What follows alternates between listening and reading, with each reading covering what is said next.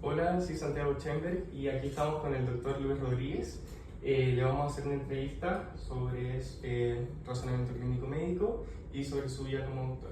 Primero quiero partir informándole que es un video que vamos a hacer en la entrevista y que si usted está dispuesto a responder las preguntas. Sí, sin problema.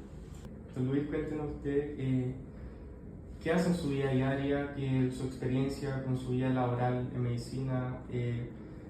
Me contó un poco sobre que al principio trabajaba con pacientes en el área clínica y ahora se dedica más al laboratorio. ¿Nos podría contar un poco sobre cómo ha sido eso, cómo al final se decidió y alguna experiencia que lo haya marcado para aprender más y guiarse en ese camino? Sí, bueno, mi nombre es Luis Rodríguez, soy médico especialista en laboratorio clínico. Si bien mi especialidad en laboratorio clínico no siempre estuve directamente relacionado con el laboratorio, en principio estuve 3 años trabajando con atención de pacientes, en concreto en consulta médica, como medicina general, y después en el Hospital Sotero del Río trabajando como docente, haciendo clases de semiología para la Universidad Católica, que hice durante también como 2 años. Después, por 37 años, estuve dirigiendo el laboratorio clínico de la Universidad Católica, ¿ya?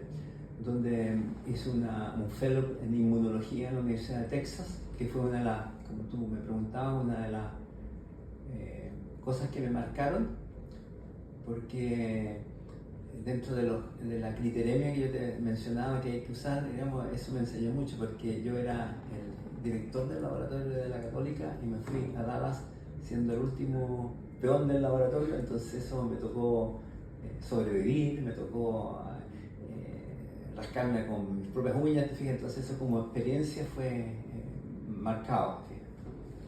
Y después tuve otra cosa importante que hice que me produjo grandes satisfacciones, fue trabajar dirigiendo la Escuela de Salud del DUOC durante 5 años, que también eso fue un trabajo bastante grato que también me marcó.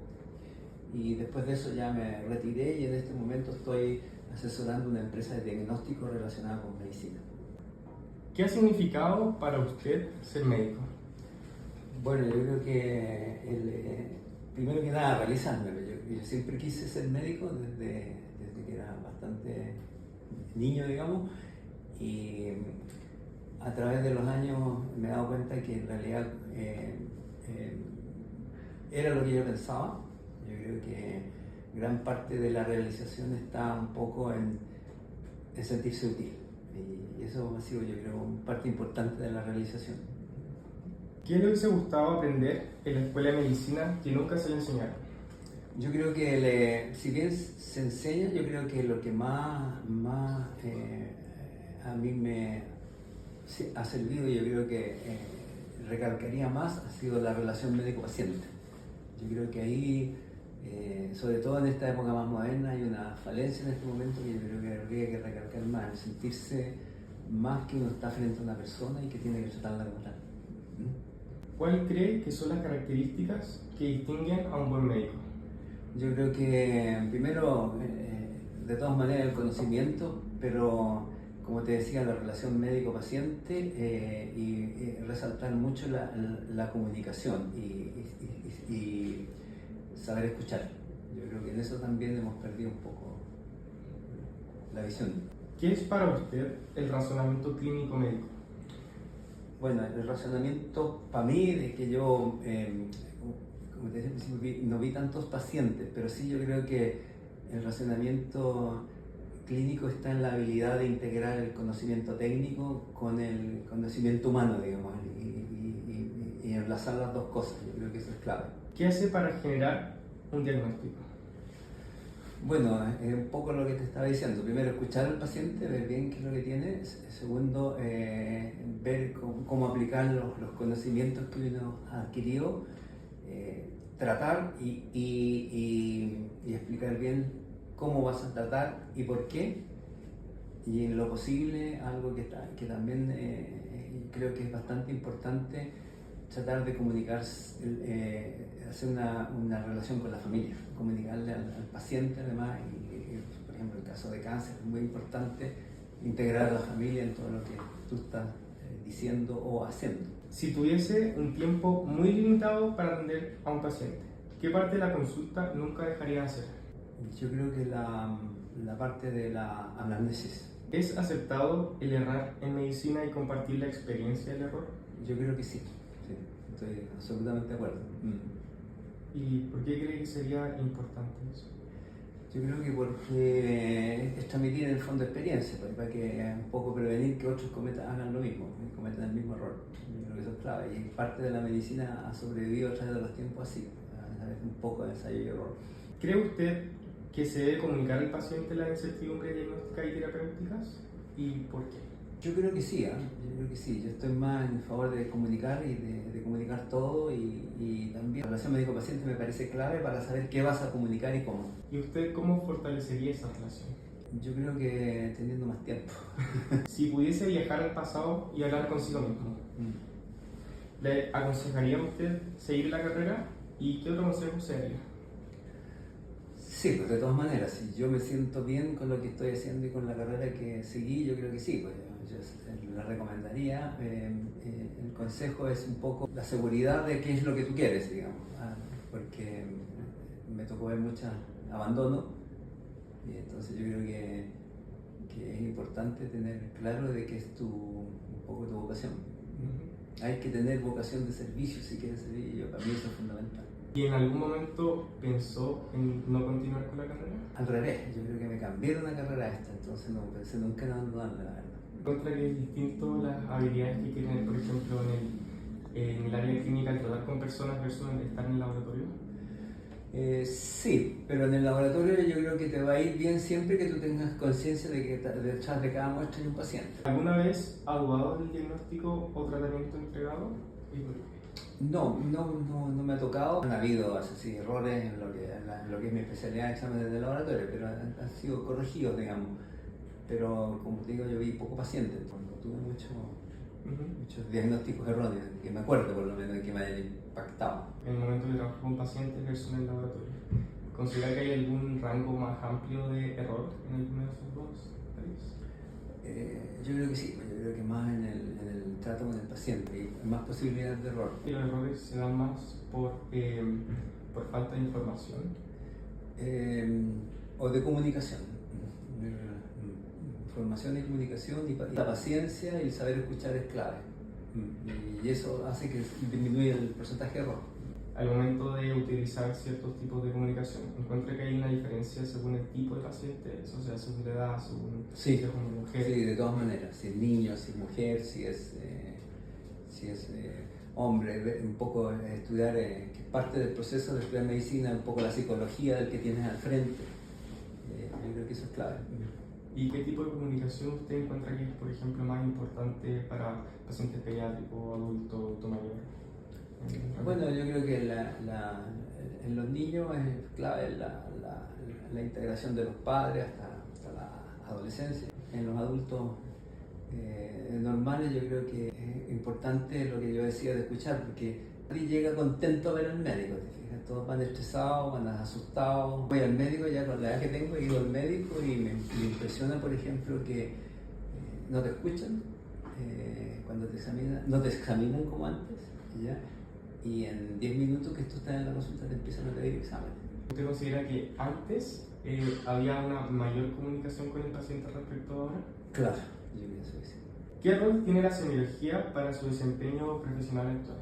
O sea, para mi desempeño, yo tengo ya más de 70, entonces para mi desempeño en los orígenes fue fundamental, ¿ya?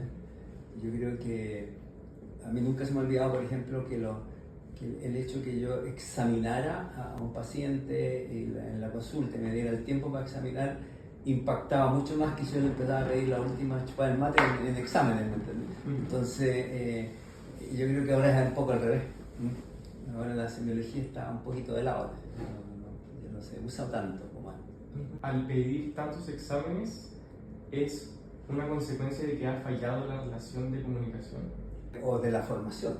Yo creo que nos han formado con computadores, con celulares, con plataformas con inteligencia artificial, etcétera, plataformas que te dan mucho del trabajo que tú hacías antes, ¿ya? Entonces eso obviamente hace que se pierda un poco la comunicación, que tú confías más en estas nuevas tecnologías más que en lo que te puede decir, que tiene cierta verdad, ¿entiendes? Pero que hay que saber manejar. Si usted tuviese que definir la semiología en pocas palabras, ¿cómo lo describiría? El arte de examinar a un enfermo, con todo, con examen físico, todo lo que está escrito en la ficha clínica amnésica, próxima remota. ¿Usted cree que si que no se estudiase la semiología, al final se perdería totalmente el rol como Sí. la formación del médico? Yo creo. ¿Qué información toma en cuenta para hacer los diagnósticos, sea en clínica o también en laboratorio? Bueno, la comunicación, el examen y los exámenes, y ser racional para pedir los exámenes. ¿Te fijas? Pensar, por eso es importante evaluar bien al paciente para saber si hay exámenes que tú le puedes pedir para estar más seguro, pero que van a implicar un gasto, otros exámenes que a lo mejor son suficientes para hacer el diagnóstico y no es necesario pedir el que es un poquito más caro. Sí pedirlo cuando a lo mejor es más solvente el paciente y tú vas a estar más seguro, pero eso tienes que aprender a manejarlo. ¿Y eso lo aprendió con experiencia? Con experiencia, ¿no? Sí. Yo creo que hay una cosa que nos enseña mucho en la escuela de medicina, que para mí es clave para sobrevivir en medicina, que es, por ponerte un término así medio folclórico, la criteremia, ¿ya? Yo creo que el criterio es clave, ¿ya? Tú puedes tener muchos conocimientos técnicos, muchos conocimientos de todo lo que tú quieras en medicina, pero si no tienes criterio para examinar al paciente, estás sonado. ¿Usted cree que ese criterio se puede aprender solamente leyendo libros? No, yo creo que todas las anteriores, libros, experiencia y manejo. ¿Qué significa para usted ser profesional? Para mí ser profesional médico me permitió realizarme, ¿te fijas? Y como te decía, no estoy arrepentido, y yo creo que el desarrollo que he tenido hasta el momento ha sido bueno, no me quejo. Hola, aquí estamos con el doctor Diego Labrín.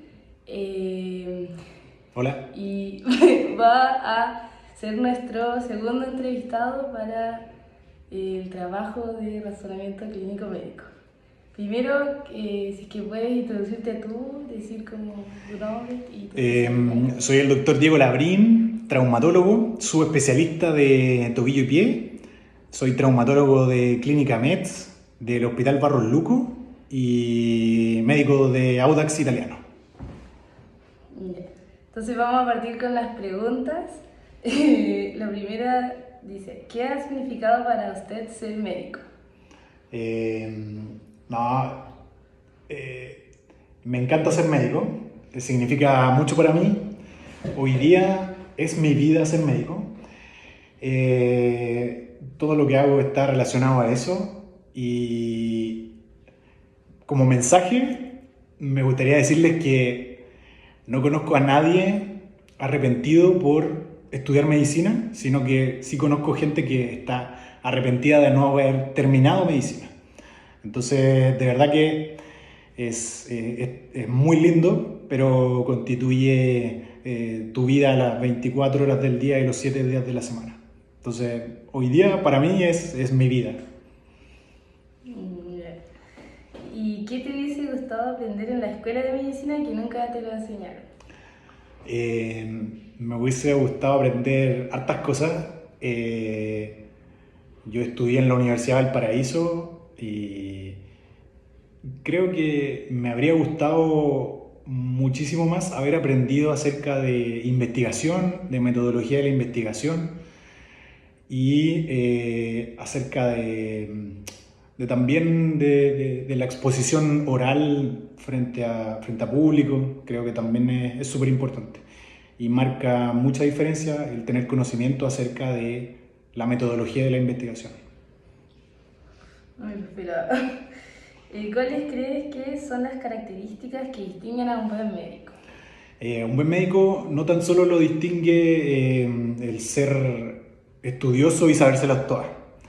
Tiene que ser un médico que escucha al paciente, que le presta atención a lo que está manifestando, porque es así que se logra un buen trabajo. Y luego saber examinar muy bien para luego poder interpretar las imágenes, o sea, los exámenes que uno pide. Pero creo que básicamente en escuchar y también creo que va todo en eso, en escuchar al paciente, en qué es lo que realmente le duele al paciente, le molesta al paciente. Creo que está en eso, en escuchar al paciente. Porque aprender van a aprender, pero el escuchar, el estar atento, a examinar, eso es lo que marca la diferencia. Y ser simpático con los pacientes. Ya. ¿Y qué es para ti el razonamiento clínico médico? El razonamiento clínico médico es lo básico y eso los va a diferenciar, o los diferencia, yo lo veo al menos, no quiero ser despectivo, pero con médicos extranjeros. Ustedes tienen que ser capaces de, con la anamnesis, poder ver hacia dónde va el cuadro clínico. La anamnesis, el examen físico y luego solicitar exámenes para poder generar una hipótesis diagnóstica. En eso se basa el razonamiento médico principal, en poder escuchar la historia y hacer hipótesis diagnóstica. Todos sus exámenes de internado se van a basar en eso, en generar la hipótesis diagnóstica en relación a lo que vayan escuchando o examinando el paciente. Ya, ¿qué haces tú para generar un diagnóstico? Para generar un diagnóstico, bueno, lo primero es la anamnesia y parte conociendo los antecedentes del paciente, antecedentes médicos, antecedentes quirúrgicos, alergias, si fuman, hábitos. El trabajo, para mí es súper importante saber si tienen trabajo en terreno o en oficina y, como estamos en una clínica deportiva, si es que practican algún deporte y a qué nivel practican ese deporte. Eso principalmente, luego en la historia clínica, porque se dice que el 80% del diagnóstico está en la historia clínica. Y luego, claro, y conocer muy bien el examen físico, para luego solicitar imágenes y hacer el diagnóstico. Pero lo primero es la anamnesia. Y si es que tú has cometido algún error médico o recuerdas cómo, cuándo, y si es que tú pudiste compartir el error y aprender de él en conjunto. Existen complicaciones, mientras más severa es a veces la deformidad en traumatología, existen más riesgos de, por ejemplo, lesiones tendíneas. Y es muy importante que el paciente también sepa que podrían ocurrir y la consecuencia que esto podría traer. Sí recuerdo en algún hallux valgus operado, una deformidad severa, haber lesionado un tendón que se conoce flexor hallucis longus y producto de la gran deformidad es que sucedió, pero el paciente estaba en conocimiento de que podía ocurrir y que esto no tenía ninguna consecuencia funcional, a menos de que hubiera sido Usain Bolt, que hubiera aumentado la velocidad, pero no tiene ninguna consecuencia funcional para un paciente que se opera de eso. La cirugía de Juanete o hallux valgus es una cirugía que se realiza a pacientes que tienen dolor severo e impotencia funcional y no se pueden colocar zapatos. Entonces, hay veces que puede ocurrir algo así y no tiene consecuencias y el paciente tiene que saber que eso puede ocurrir. Y si es que has compartido este error médico con tus colegas o estudiantes. Sí, claro. Cuando ocurren cosas así, lo primero que uno tiene que hacer es comunicárselo al paciente y a la jefatura.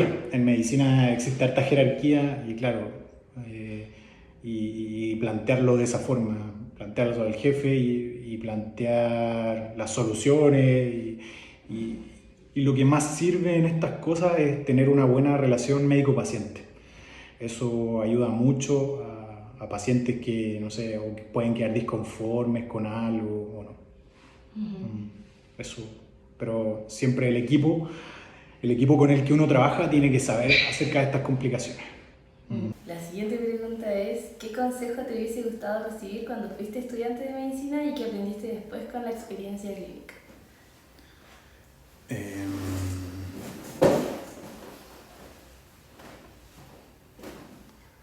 O sea, creo que un buen consejo es atreverse a hacer cosas, a pedir el procedimiento, a pedir la cirugía. Claro, hay que estudiar y eso les va a ir dando como más seguridad también.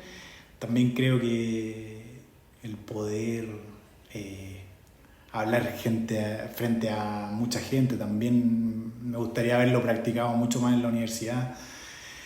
Eso creo que... Y acerca de metodología de la investigación. ¿Alguna vez has dudado del diagnóstico o tratamiento entregado y por qué?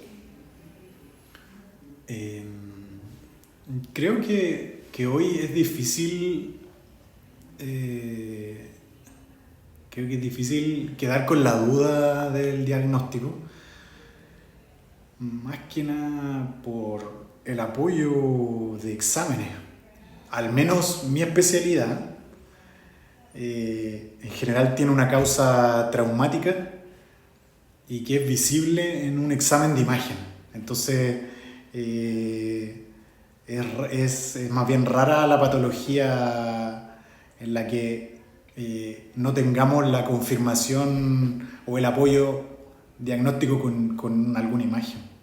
Entonces es poco frecuente que quedemos con dudas diagnósticas, porque la mayoría de las veces hay una causa en la anamnesis, una historia que es apoyada por una imagen.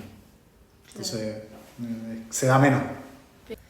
¿Qué significa ser profesional? Ser profesional significa tener una preparación a conciencia para poder realizar para lo que estudió, para lo que se preparó.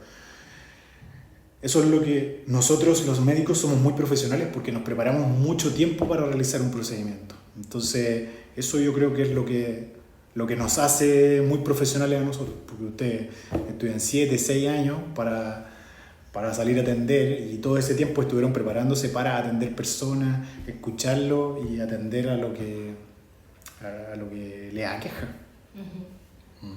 Luego más para la especialidad. Sí. Y la última, y para cerrar, ¿qué rol tiene la semiología para su desempeño profesional actual? Muy importante la semiología. Porque, así nos comunicamos los médicos, así uno puede darse a entender, uno tiene que interpretar lo que dice el paciente y transformarlo en términos semiológicos, y es parte fundamental de la medicina. El 80% del diagnóstico está en la anamnesis y el examen físico. Hoy día, con las tecnologías, claro, está el apoyo imagenológico, pero como lo dije antes, nosotros atendemos pacientes, no imágenes, y uno tiene que ir a fijarse en qué es lo que está molestando al paciente.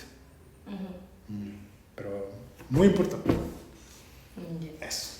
Muchas gracias. Para concluir, me gustaría agradecerle a los doctores por haber aceptado nuestras entrevistas y permitirnos compartirlas con ustedes. Además, me gustaría destacar cosas bastante importantes que nos dijeron, como el razonamiento médico clínico importa al momento de atender pacientes. Esto se ve reflejado en que debemos tratarlos como personas y no como enfermedades o patologías sin más. Por lo tanto, debemos reforzar la relación médico-paciente. Además, esto va de la mano de una buena anamnesis y el saber escuchar.